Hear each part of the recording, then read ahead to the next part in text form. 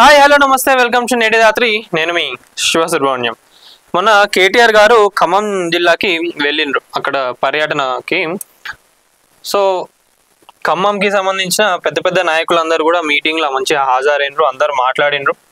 ఏంటంటే ఇప్పుడు మనం చూసుకున్నట్లయితే తెలంగాణలో లోకల్ బాడీ ఎలక్షన్స్ రాబోతున్నాయి. ఏది మన సర్పంచ్ ఎలక్షన్లు ఇవన్నీ కూడా జరగబోతున్నాయి త్వరలో. ఎన్నికల కమిషన్ కూడా త్వరలో ఒక డేట్ రిలీజ్ చేయబోతుంది.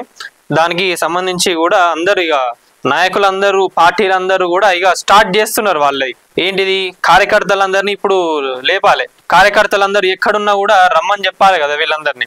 అందుకే పార్టీ నాయకులు బీఆర్ఎస్ అనే కాదు, కాంగ్రెస్ కానివ్వండి, బీజేపీ కానివ్వండి, వీళ్ళందరూ కూడా ఇప్పుడు వీళ్ళందరికీ కార్యకర్తలు గుర్తొస్తారు. కార్యకర్తలు గుర్తొచ్చి కార్యకర్తలందరూ ఎక్కడున్నా కూడా రావాలి అని చెప్పి చెప్పడం జరుగుతున్నది. KTR calls BRS cadres in Khammam to get ready for local body polls. In the public's anger against the government was used properly, BRS would definitely win the Khammam and Kottagudem Jilla Parishad, says KTR. నిజంగానే మంచిగా ఈ మాట ఇప్పటి నుంచేనే కాదు, ప్రజాప్రభుత్వం వచ్చిన దగ్గర నుంచి కూడా మేము ఇప్పుడు ఎలక్షన్లు పెట్టినా 100 సీట్లు గెలుస్తామని చెప్పి బీఆర్ఎస్ నాయకులు ఫస్ట్ నుంచి చెప్పుకుంటానే వస్తాను. మధ్యలో కొన్ని బైపోల్ ఎలక్షన్లు జరిగినాయి, ఇంకా ఎమ్మెల్సీ ఎలక్షన్లు జరిగినాయి. మరి అలా చూసుకున్నట్లయితే క్యాండిడేట్స్ని కూడా లించోబెట్టలే, ఆడ ఓడిపోయినరు. ఇంకా ఎమ్మెల్సీ ఎలక్షన్లు, టీచర్స్ గ్రాడ్యుయేట్ ఎమ్మెల్సీ ఎలక్షన్స్ అప్పుడైతే అసలు ఇల్లు అట్లీస్ట్ అసలు ఒక క్యాండిడేట్ని కూడా లించోబెట్టలే. మేము బీఆర్ఎస్ తరపు నుంచి పోటీ చేస్తామని నాయకులు వచ్చినా కూడా లించోబెట్టలే వాళ్ళని. మరి దానికి ఆ కారణాలు ఏందో అనేది కూడా తెలియాలి. మాకు ఇప్పుడు ఎలక్షన్లు పెట్టినా కూడా 100 సీట్లు గెలుస్తామని చెప్పి బీఆర్ఎస్ ఇప్పటికి కూడా చెప్తానే ఉన్నది. సో అదే మాట ఇప్పుడు ఇక్కడ ఖమ్మంను కొత్తగూడెం జిల్లాలో కూడా మేము ఈజీగా గెలుస్తామని చెప్పి కేటీఆర్ గారు చెప్పడం జరుగుతున్నది.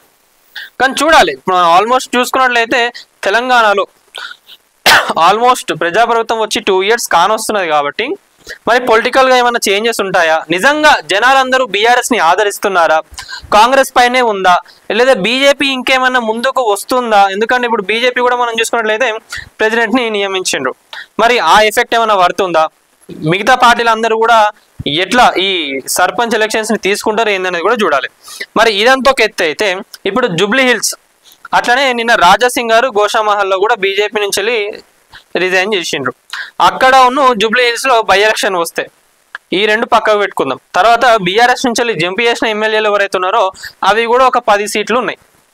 అవి కూడా నిజంగా వీళ్ళు కేసు గెలిచి అవి కూడా బై ఎలక్షన్లు వస్తే మొత్తం 12 సీట్స్కి కనుక బై ఎలక్షన్ జరిగినాక అప్పుడు తెలిసిపోతుంది ఇక బీఆర్ఎస్కే ఇంకా హవా నడుస్తుందా, కాంగ్రెస్కి నడుస్తుందా, లేదా ఇప్పుడు బీజేపీ గెలిచింది అనుకోండి ఇక తెలంగాణలో ఫ్యూచర్ బీజేపీకి ఉందని కూడా చెప్పక తప్పదు. సో ఇన్ని గణం ఉన్నాయి. మాటలు చెప్పమంటే ఎవరైనా చెప్తారు, బీఆర్ఎస్ వాళ్ళు చెప్తారు, కాంగ్రెస్ వాళ్ళు చెప్తారు, బీజేపీ వాళ్ళు కూడా చెప్తారు. కానీ ఎలక్షన్లలో మీరు గెలిచి అప్పుడు మాట్లాడండి ఎవరైనా కూడా.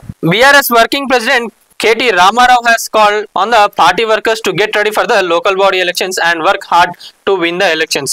కార్యకర్తలు ఇప్పుడే గుర్తొస్తారండి. మొన్న మన నేటి రాత్రిలో ఒక వార్త వచ్చింది, కార్యకర్తలు కరివేపాకులు అని చెప్పి ఒక వార్త రాయడం జరిగింది. చాలా మంచి స్పందన వచ్చింది నిజంగా.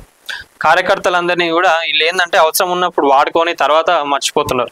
10 సంవత్సరాల నుంచి బీఆర్ఎస్ చూస్తే బీఆర్ఎస్ లో ఉన్న నాయకులు ఎట్లున్నారు, కార్యకర్తలు ఎట్లున్నారు అనేది ఒక్కసారి ఆలోచించుకోండి.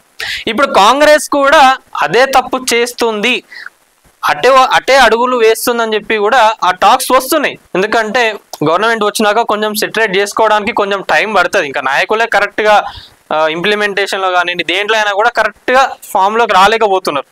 సో కార్యకర్తలు కూడా పెద్ద ఏం అడగట్లేదు, కానీ కొన్ని టాక్స్ అయితే వస్తున్నాయి. కార్యకర్తలను దూరం పెడుతున్నారు, ఏదన్నా కూడా నాయకులు చేసుకుంటున్నారు అని చెప్పి కొన్ని టాక్స్ వస్తున్నాయి. దయచేసి కాంగ్రెస్ నాయకులు మీరు కూడా ఇటువంటి తప్పు చేయకండి.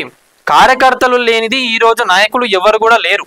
ఇది ఒకటి కంపల్సరీగా నాయకులందరూ కూడా గుర్తుపెట్టుకోవాలి. ఇది నిన్న ఖమ్మంలో జరిగిన మీటింగ్, దాని గురించి కార్యకర్తలు అందరూ రెడీ కావాలి, ఇక మనం యుద్ధం మొదలు పెట్టాలని చెప్పి కేటీఆర్ గారు చెప్పడం జరిగింది. మరి ఇప్పుడు ఈ ఎలక్షన్స్ లో ఎవరిది పై చేయి ఉంటుంది, మరి దాన్ని బట్టి తెలంగాణ రాజకీయాల్లో ఏమన్నా చేంజెస్ జరగబోతున్నాయా ఏందో అనేది కూడా వేచి చూద్దాం.